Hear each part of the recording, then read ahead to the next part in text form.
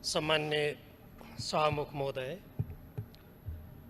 माननीय अर्थमन्त्रीद्वारा सङ्घीय संसदमा प्रस्तुत विनियोजन विधेयक 2077 का सिद्धान्त र प्राथमिकतामाथिको धारणा प्रस्तुत गर्ने सन्दर्भमा सर्वप्रथम कोरोना महामारीको कारण सृजित आर्थिक तथा जनजीवनमा पर्ने प्रभावका चुनौतीहरूको सामना गर्दै देशलाई सुरक्षित राख्नेतर्फ केन्द्रित हुनुपर्नेमा कसैको दुई मत हुन सक्दैन भन्ने कुरामा जोड दिन चाहन्छु। यो देशको साझा चुनौती हो, तर यो चुनौतीको सामना गर्ने सन्दर्भमा हाम्रो अगाडि प्रस्तुत मुख्य चुनौतीहरूलाई प्राथमिकीकरण गर्नु अत्यन्त आवश्यक छ। यी सिद्धान्त र नीतिहरू यिनै चुनौतीमा केन्द्रित भएर बजेटमा प्रतिबिम्बित हुनुपर्छ भन्ने मेरो धारणा छ। अहिलेको जुन अवस्था छ त्यो अवस्थामा कृषि र राष्ट्रिय सुरक्षालाई अत्यधिक महत्त्व दिनु अत्यन्त आवश्यक छ, किनभने नेपाल बाहिर रहेका लाखौँ नेपालीहरू त्यहाँ जुन प्रकारको गम्भीर परिस्थितिको सामना गरिरहेका छन्, ती नेपालीहरू अब निकट भविष्यमा स्वदेश फर्किनुपर्ने बाध्यात्मक परिस्थिति सिर्जना हुन सक्ने देखिँदैछ। सुरक्षाको स्थितिको बारेमा मैले चर्चा गरिरहनु पर्दैन। नेपालको लिम्पियाधुरा, लिपुलेक लगायत कालापानी क्षेत्रमा भारतले अतिक्रमण गरेको छ र यस अतिक्रमणको सम्बन्धमा यस सम्मानित सदनमा र संसदका विभिन्न समितिहरूबाट पटक पटक नेपाल सरकारको ध्यान आकर्षित गराइएको थियो र ती क्षेत्रहरूको सुरक्षाको लागि आवाज बुलन्द गरिएको थियो, तर अहिलेसम्म त्यसमा कुनै सार्थक पाइला चालिएको छैन।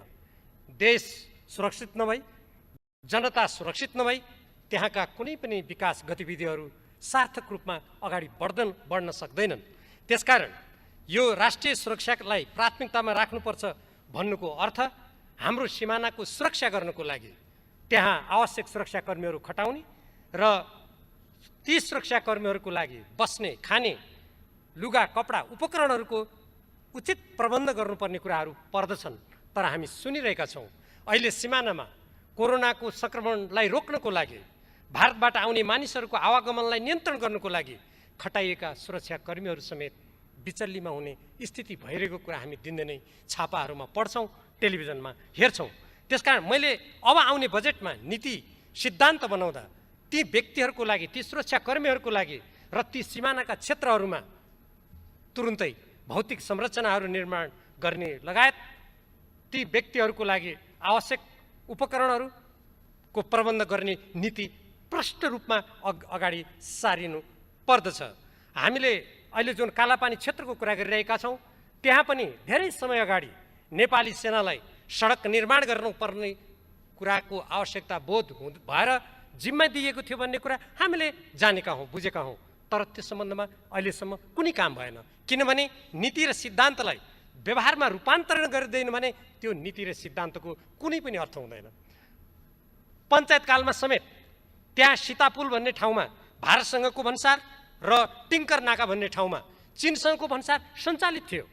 हामी जनताबाट अनुमोदित, यत्रो जनताको समर्थन प्राप्त हामी त्यो पञ्चायतकालमा समेत भएको त्यो भन्सार बिन्दु र त्यसपछिको बहुदलीय व्यवस्थामा समेत भएको भन्सार बिन्दु पुनर्स्थापना गर्नको लागि नीति र सिद्धान्त यदि राष्ट्रिय सुरक्षा, राष्ट्रिय हितमा केन्द्रित हुनेछ भनेर मन्त्रीजीले भन्नुभएको जस्तै साँच्चीकै हो भने त्यहाँ पाइला चाल्न हामीलाई केले रोक्छ?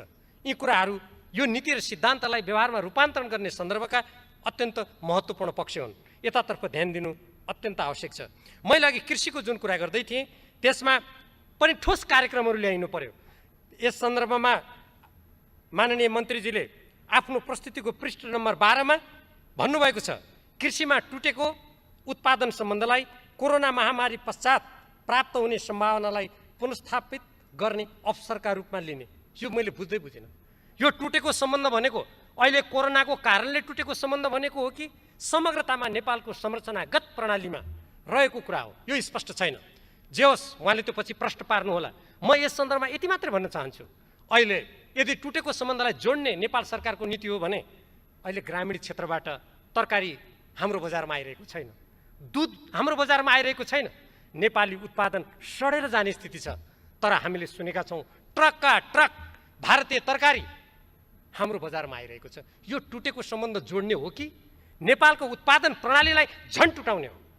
यस सम्बन्धमा यो नीति र सिद्धान्तको जुन कुरा गरिएको छ, भोलि बजेटमा यो कुरा आउँदा यतातर्फ गम्भीर भएर सोच्नु अत्यन्त आवश्यक छ। होइन भने हाम्रो अर्थतन्त्रलाई आत्मनिर्भर बनाउने भन्ने जुन नीति र सिद्धान्तमा उल्लेख गरिएको छ, म त्यसको समर्थन गर्न चाहन्छु, तर त्यो कहिल्यै कार्यान्वयन हुनेवाला छैन, त्यो प्राप्त पनि हुँदैन।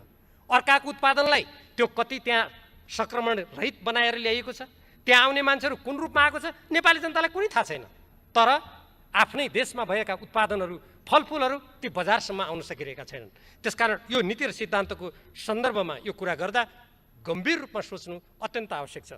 कल्याणकारी राज्यको अवधारणा समाजवाद उन्मुख आर्थिक प्रणाली अपनाउने कुरा अर्थमन्त्रीजीले जुन चर्चा गर्नुभएको छ त्यो राम्रो कुरा हो, तर त्यो समाजवाद उन्मुख अर्थतन्त्र र कल्याणकारी राज्यको सिद्धान्त केही दलाल नोकरशाही पुँजीपतिहरूलाई व्यवहारमा प्रश्रय दिएर र ठुला ठुला विदेशी एकाधिकारवादीहरूलाई विभिन्न सम्झौता मार्फत, विभिन्न व्यवहार मार्फत उनीहरूले हाम्रो अर्थतन्त्रका नसा, हाम्रा स्नायु प्रणालीहरूलाई नियन्त्रण गर्ने कुरा व्यवहारमा गरेर यसरी यो समाजवाद उन्मुख अर्थतन्त्र र आत्मनिर्भरता र समाज यो कल्याणकारी राज्यको परिकल्पनालाई हामी पूर्णतामा पुर्याउन सक्दैनौँ।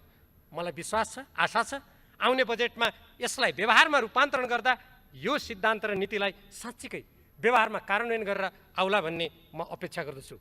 उत्पादनका साधनमा सबै नागरिकहरूको पहुँच स्थापित गर्ने र लाभको न्यायोचित वितरण गर्ने र विपन्नता र गरिबी असमानता हटाउने कुरा राम्रो कुरा हो, तर विगतका दिनहरूलाई हामीले हेऱ्यौँ भने यी कुराहरू व्यवहारमा कार्यान्वयन भएको देखिँदैन र यसलाई व्यवहारमा कार्यान्वयन गर्नको लागि अब जुन सुशासनको हामीले कुरा गरेका छौँ, भ्रष्टाचार विरुद्धको शून्य सहनशीलता र नीतिगत भ्रष्टाचार हुन नदिने कुरालाई अर्थमन्त्रीजीको जुन प्रस्तुतिमा चर्चा गरिएको छ, यसलाई साँच्चीकै कुनै पनि शक्तिशाली व्यक्ति किन नहोस्, राज्य सत्ता र शक्तिका निकट किन नहोस्, यदि कुनै व्यक्तिले भ्रष्टाचारयुक्त काम गरेको छ भने निजहरूलाई कारबाही गर्न हाम्रा राज्यका निकायहरूले स्वतन्त्रतापूर्वक कुनै धक नमानेर काम गर्न सक्ने वातावरण सिर्जना हुनुपर्छ।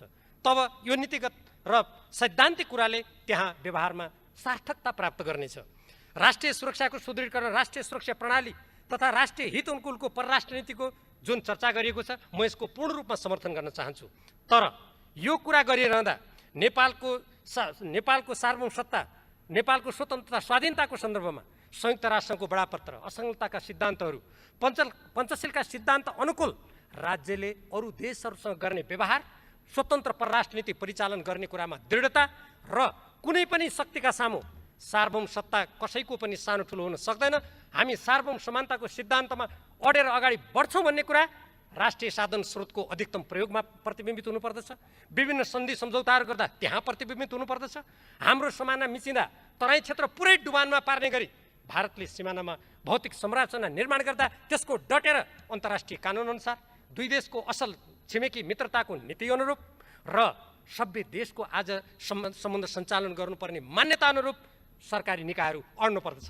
तर कहिलेकाहीँ हामी सुन्छौँ सम्झौता गर्न जाँदा त्यहाँबाट सहमति गर्न आउँदा यहाँ देशभक्त नेपालीहरूले चिच्याउनु पर्ने स्थिति बेला बेलामा सिर्जना हुने गरेको छ। त्यसबाट आजको यो लोकतान्त्रिक नेपाल, गणतान्त्रिक नेपाल, सङ्घीय नेपाल मुक्त हुनुपर्दछ। यो नेपाली जनताले व्यक्त गरेको अभिमत हो। यसको साथसाथै नेपालको सीमा सुरक्षा, राष्ट्रिय प्राकृतिक स्रोतहरूको राष्ट्रिय अनुकूल अत्यधिक प्रयोग गर्ने कुरा मैले अघि जुन भर्खरै भने, यी सबै कुराहरू नेपालको राष्ट्रिय सुरक्षालाई सुदृढ गर्दाखेरि मात्रै सम्भव हुने भएको हुनाले तुरुन्त नेपालको नक्सा जारी गर्नुपर्छ र नेपालको नक्सा जारी गरेर नेपाली जनताले त्यो सीमाभित्र स्वाधीनतापूर्वक त्यसपछि आफ्नो अधिकारको उपभोग गर्छन्, आफ्नो स्वनिर्णयलाई उनीहरूले कार्यरूपमा परिणत गर्छन् भन्ने कुरा स्थापित हुनुपर्छ। त्यसकारण अर्थमन्त्रीजीले भर्खरै जुन यो विनियोजन विधेयक 2077 का सिद्धान्त र प्राथमिकताको चर्चा गर्नाले तुरुन्त नेपालको नक्सा जारी गर्नुपर्छ र नेपालको नक्सा जारी गरेर नेपाली जनताले त्यो सीमाभित्र स्वाधीनतापूर्वक त्यसपछि आफ्नो अधिकारको उपभोग गर्छन्, आफ्नो स्वनिर्णयलाई उनीहरूले कार्यरूपमा परिणत गर्छन् भन्ने कुरा स्थापित हुनुपर्छ। त्यसकारण अर्थमन्त्रीजीले भर्खरै जुन यो विनियोजन विधेयक 2077 का सिद्धान्त र प्राथमिकताको चर्चा